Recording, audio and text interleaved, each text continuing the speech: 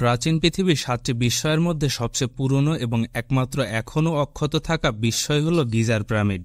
এটি শুধু একটি স্থাপত্য নয়, বরং এক রহস্যের আধার। কে বানিয়েছিল এই বিশাল আকৃতির পিরামিড, কিভাবে তা তৈরি করা হয়েছিল, আর এর প্রকৃত উদ্দেশ্যই বা কি? আজকে আমরা প্রবেশ করব এই অজানা ইতিহাসের অন্দরমহলে এবং জানব কিভাবে হাজার বছর ধরে মানুষ এই রহস্য উদ্ঘাটন করতে চেয়েছে। ভিডিও শুরু করার আগে আপনি যদি আমাদের চ্যানেলে নতুন হয়ে থাকেন তাহলে আমাদের চ্যানেলটি সাবস্ক্রাইব করুন।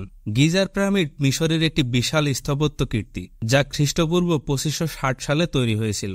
এটি রাজা খুফুর সমাধি হিসেবে তৈরি করা হয়েছিল। প্রায় 4500 বছর আগে যখন মিশরের সভ্যতা তার শীর্ষ অবস্থানে ছিল, তখন এই বিশাল পিরামিডটি নির্মিত হয়। কিন্তু কিভাবে মিশরের মানুষ এত বিশাল আকৃতির পিরামিড তৈরি করেছিল? প্রায় 20 বছর ধরে 20,000 থেকে 30,000 শ্রমিক কাজ করেছিল এই বিশাল পিরামিড তৈরি করতে। প্রায় 2.3 মিলিয়ন পাথরের ব্লক ব্যবহার করা হয়েছিল, যা প্রতিটি ব্লকের ওজন 2.5 থেকে 15 টন। কিন্তু এই বিশাল পাথরগুলো কিভাবে নিয়ে আসা হয়েছিল, কিভাবে এত নিখুঁতভাবে সাজানো হলো, এটি একটি আজও অমীমাংসিত রহস্য। পিরামিড শুধু বাহ্যিকভাবেই বিশাল নয়, এর অভ্যন্তরীণ কাঠামো অত্যন্ত জটিল। পিরামিডের ভিতরে রয়েছে সরু টানেল, গোপন চেম্বার এবং রহস্যময় গ্যালারি। এর সবচেয়ে রহস্যময় অংশ হল রাজাদের চেম্বার, যেখানে রাজা খুফুর সমাধি বলে বিশ্বাস করা হয়। রাজাদের চেম্বারটি পিরামিডের কেন্দ্রে অবস্থিত, কিন্তু এর নকশা এতটাই জটিল যে আজও গবেষকরা পুরোপুরি নিশ্চিত নন এটি কিভাবে এবং কেন এমনভাবে তৈরি করা হয়েছিল। বিজ্ঞানীরা মনে করেন পিরামিডের এই জ্যামিতিক নকশা এবং নির্ভুল অবস্থান কোনো সাধারণ ব্যাপার নয়।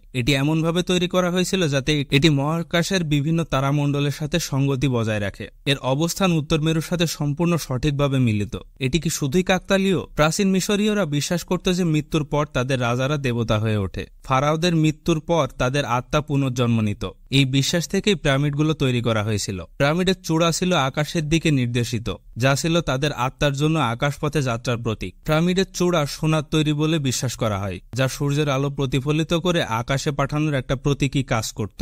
এইভাবে ফারাওদের আত্মা আকাশে পৌঁছে যেত আর তারা হয়ে উঠত অমর। বর্তমানে পিরামিড নিয়ে গবেষণা এক নতুন পর্যায়ে পৌঁছেছে। আধুনিক প্রযুক্তি যেমন ড্রোন, লেজার স্ক্যানিং এবং থার্মাল ইমেজিং ব্যবহার করে বিজ্ঞানীরা পিরামিডের গোপন চেম্বার এবং নতুন তথ্য উদ্ঘাটন করছে। 2017 সালে বিজ্ঞানীরা পিরামিডের ভেতরে একটি বিশাল ফাঁকা অংশ খুঁজে পান, যা আগে কখনো দেখা যায়নি। কিন্তু এই ফাঁকা অংশের উদ্দেশ্য কি? কেন এটি তৈরি করা হয়েছিল? গবেষকরা এখনো নিশ্চিত নন, কিন্তু বিজ্ঞানী মনে করেন এটি পিরামিডের ওজন ভারসাম্য বজায় রাখার জন্য তৈরি করা হয়েছিল। আবার কিছু গবেষক মনে করেন এটি গোপন চেম্বার হতে পারে, যেখানে আরো অনেক অমূল্য সম্পদ বা তথ্য লুকিয়ে আছে। পিরামিডের নিচে গোপন সুড়ঙ্গের অস্তিত্বের কথাও উঠে এসেছে সাম্প্রতিক গবেষণায়। অনেকেই বিশ্বাস করেন এই সুড়ঙ্গগুলোতে রাজা খুফুর গোপন গুপ্তধন লুকানো আছে। তবে আজও এই সুড়ঙ্গ এবং চেম্বারগুলো সম্পূর্ণরূপে উদ্ঘাটন করা সম্ভব হয়নি। হয়তো এর ভিতরে লুকিয়ে আছে প্রাচীন মিশরের আরো অনেক অজানা ইতিহাস। পিরামিড নিয়ে অনেক তত্ত্ব ও বিতর্ক রয়েছে। কেউ কেউ মনে করেন এটি ছিল শুধুমাত্র একটি সমাধি, আবার অনেকেই মনে করেন এটি ছিল